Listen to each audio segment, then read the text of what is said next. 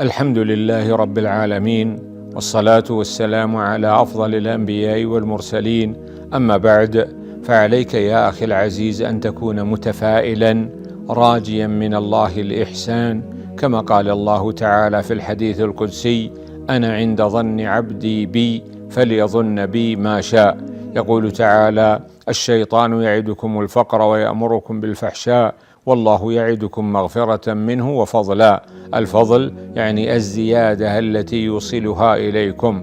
وقد أمر الله جل وعلا المؤمنين بأن يحسنوا الظن بالله، وحسن الظن بالله عبادة، ونهاهم عن أن يسيئوا الظن بالله جل وعلا. جعلني الله وإياكم من المتفائلين ممن يحسن ظنه بالله سبحانه وتعالى. هذا والله أعلم، وصلى الله على نبينا محمد.